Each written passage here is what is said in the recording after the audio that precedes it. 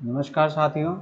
सर्वप्रथम तो आप सब लोगों को बधाई कि आप लोगों के लिए डोटासरा जी ने ट्रांसफ़र खोल दिए हैं। थर्ड ग्रेड सेकंड ग्रेड के कर दिए हैं, प्रिंसिपल्स के कर दिए हैं, लेक्चरर्स के कर दिए हैं। लेकिन अब जो उम्मीद के बेस पर जी रहे हैं उनके लिए थर्ड ग्रेड के ट्रांसफ़र्स के लिए भी फॉर्म उन्होंने ऑनलाइन खोल दिए हैं। तो सर्वप्रथम आपको ऑनलाइन फॉर्म अप्लाई करने के लिए आपकी जो शाला दर्पण आईडी है, जो स्टाफ लॉगिन है, उससे लॉगिन करना है। लॉगिन करने के बाद में आपके सामने ये विंडो खुलेगा।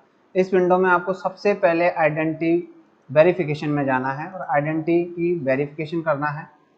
इसमें आपको ये तीन हैं, आधार है, मोबाइल नंबर है और आपका ईमेल है। इन तीनों को वेरीफाई करना है, उसके बाद में ही आप आगे बढ़ पाएंगे। पहले ये तीनों वेरीफाई करने हैं। इसके बाद में आपके इधर लेफ्ट हैंड साइड में जो टैब्स दिए हुए हैं जिनमें होम, एपीआर, स्माइल 3.0, प्रोफाइल और अप्लाई, इस अप्लाई वाले कॉलम में आपको जाना है। और अप्लाई कॉलम में जैसे ही आप जाते हैं तो अप्लाई टैब में आपको posting oblique deputation, apply for transfer, leave application, तो इसमें से आपको अप्लाई फॉर ट्रांसफ़र करना है। इसके बाद में आपको यहाँ देख रखा है staff personal detail, transfer grievance और ट्रांसफ़र एप्लीकेशन प्रिंट। आप सीधा इस पर क्लिक करते हैं।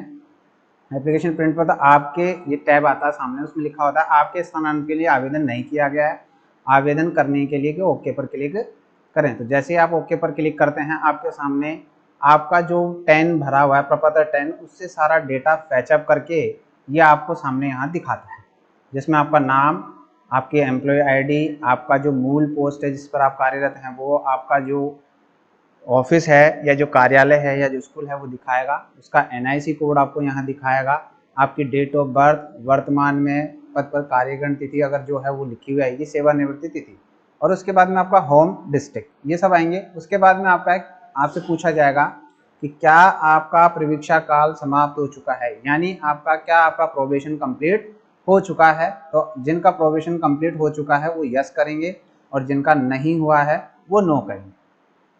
अब प्रवीक्षा काल समाप्त हुआ है तो वो किस डेट को हुआ है वो डेट आपको यहाँ लिखनी है। जिस डेट को आपका ऑर्डर हुआ है वो नहीं लिखना है, जिस डेट को आपका प्रोबेशन समाप्ति का ऑर्डर जो हुआ था उसमें जिस ऑर्डर को आपका प्रवीक्षा काल समाप्त बताया गया है वो आपको यहाँ लिखना है। जैसे इनका जो प्रवीक्षा काल था वो 2016 में ही हो गया है, तो जैसे 2016 महीना है इनका सितंबर और ये 14 सितंबर को।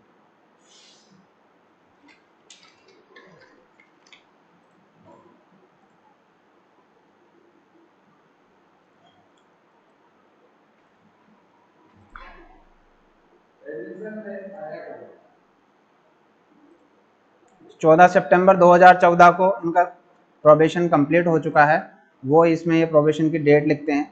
क्या इनका पिछला जो स्थानांतरण हुआ है उसमें राज्य सरकार ने इनको टीएडीए दिया है, तो इनका ऐसा कोई ट्रांसफ़र नहीं हुआ है और ना इनको गवर्नमेंट ने टीएडीए दिया है, इसलिए यहाँ नो करेंगे। और जिनका पहले ऐसा कोई ट्रांसफ़र हुआ है या उनको टीएडीए का भुगतान राज्य सरकार द्वारा किया गया है तो वो यहाँ यस करेंगे। और उसके बाद में आपके सामने लिखा हुआ है ग्रीन कलर का आवेदन करें, तो इस पर आप क्लिक करते हैं। क्लिक करते ही आपके सामने जो आपने सूचनाएं भरी हैं वो भरकर आपके सामने आ जाती हैं। उसे आपको एक बार चेक करना कि कहीं आपने गलत चीज़ तो चूज़ नहीं कर ली है। जैसे प्रवीक्षा काल की डेट है, गत में जो हुआ है उसको नहीं मिला है टीएडीए तो नो करा है। क्या 6D, क्या आवेदक 6D के अंतर्गत चयनित है, तो ये हैं, इसलिए इन्हें यस करना है। आवेदक के क्षेत्र का प्रकार नॉन टीएसपी है, इसलिए इनके नॉन टीएसपी सेलेक्ट है। क्या स्वैच्छिक ग्रामीण सेवा नियमों के तहत इनकी नियुक्ति हुई है, क्योंकि इनकी ग्रामीण सेवा नियमों के तहत नियुक्ति नहीं हुई है, ये जो अपनी राज्य कर्मचारी चयन आयोग है उसकी भर्तियों से और जो पंचायती राज की भर्ती है उससे चयनित हुए हैं, इसलिए इनका यहाँ नो करना है। अब इनको जिस श्रेणी में ट्रांसफ़र करवाना है, इसमें से कुछ स्पेशल कैटेगरीज हैं, उनमें से अगर आप किसी कैटेगरी के अंतर्गत आते हैं तो आपको इस कैटेगरी सेलेक्ट करनी है। जैसे आवेदक स्वयं अथवा पति पत्नी अथवा संतान असाध्य बीमारियों, जैसे असाध्य बीमारियों में इन्होंने कैंसर, गुर्दा प्रत्यारोपण, हृदय शल्य चिकित्सा से पीड़ित हैं। मंदबुद्धि, अगर उनके कोई बच्चा है जो मंदबुद्धि है तो उसके उपचारात्मक। आवेदक 50% से अधिक दिव्यांग होना चाहिए। विधवा या परित्यक्ता है। वर्तमान सेना में सेवारत सैनिक की पत्नी, यानी जिनके हस्बैंड जैसे आर्मी में हो, उनके लिए राष्ट्रीय पुरस्कार प्राप्त शिक्षक हो, राज्य पुरस्कार प्राप्त शिक्षक हो, पूर्णतः दृष्टिविहीन शिक्षक हो, भूतपूर्व सैनिक रहा हो, ऐसा नहीं,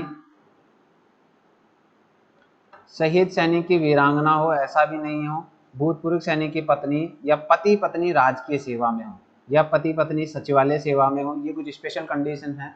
तो इनमें से इनके जो पति पत्नी हैं वो राजकीय सेवा में है, इसलिए इनके ये सिलेक्ट किया जाता है। अब ये सिलेक्ट किया है तो उनकी एम्प्लॉय आईडी जो है वो उनकी पोस्ट और उनका कार्यालय का नाम और विभाग।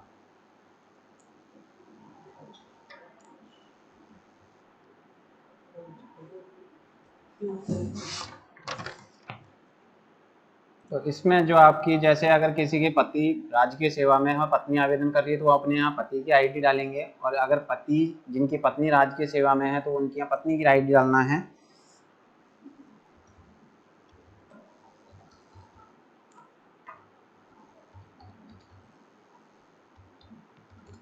इसके बाद में किस पोस्ट पर हैं वो, सीनियर टीचर हैं तो सीनियर टीचर, टीचर हैं तो टीचर डालना है आपको इसमें।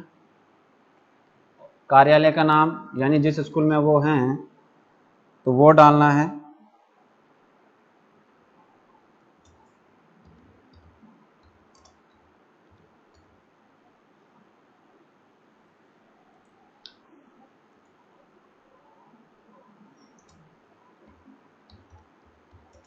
एड्रेस पूरा डालना है आपको,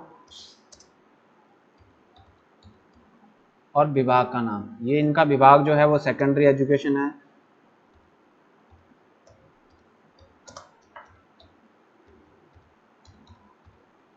इसके बाद में है आपका प्राथमिकता से स्थानांतरण हेतु प्राथमिकता से विद्यालय में चयन करना है। तो स्थानांतरण हेतु इच्छित का प्रकार, जैसे ये माध्यमिक शिक्षा के कार्मिक हैं तो ये माध्यमिक शिक्षा में ही जा सकते हैं। अगर ये प्रारंभिक शिक्षा के कार्मिक होते तो यहाँ प्रारंभिक शिक्षा के विद्यालय थे, और ये ऑफिस वर्कर होते थे ऑफिस में, तो जहाँ ये माध्यमिक शिक्षा के हैं तो माध्यमिक शिक्षा जाएंगे। क्या आप किसी विशेष जिले में किसी भी स्थान पर स्थानांतरण चाहते हैं जहाँ आपको ऑल राजस्थान की परमिशन है? अगर आप ऑल राजस्थान में नहीं जाना चाहते हैं और आप किसी स्पेशल जिले में ही जाना चाहते हैं तो आप यहाँ यस करेंगे।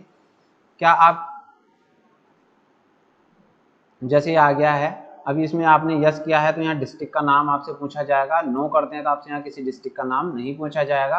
क्या आप किसी विशेष जिले के किसी विशेष ब्लॉक में भी स्थानांतरण चाहते हैं? जैसे आपने डिस्ट्रिक्ट सेलेक्ट किया है, अगर वैसे ही आप यहाँ यस करते हैं तो आपको यहाँ एक ब्लॉक सेलेक्ट करना होगा, जो भी डिस्ट्रिक्ट आप ऊपर सेलेक्ट करेंगे उसमें से एक।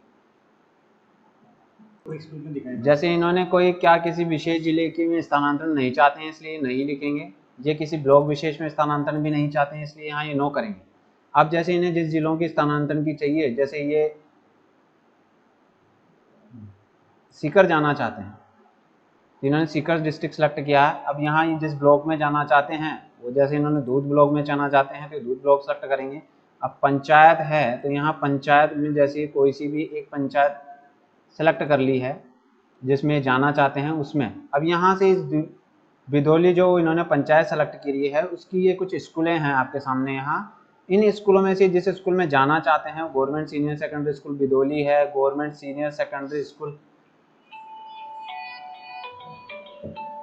बिदौली है, इनमें से कोई सी भी स्कूल सेलेक्ट कर सकते हैं। जैसे इन्होंने बिदौली मांगा है तो बिदौली सेलेक्ट करते हैं। इस प्रकार ये इसमें लगभग ये यहाँ जोड़ देते हैं। तो यहाँ पे जो जोड़ने का कॉलम दे रखा है इस पर जोड़ें।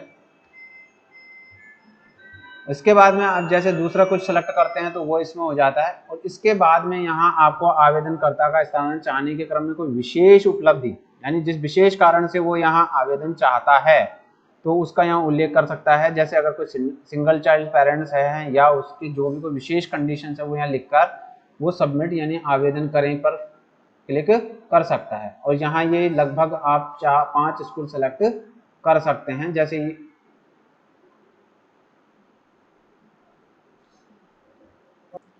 इस प्रकार अपनी आप 5 स्कूल सेलेक्ट करने के बाद में ये लास्ट में आवेदन करें पर क्लिक करेंगे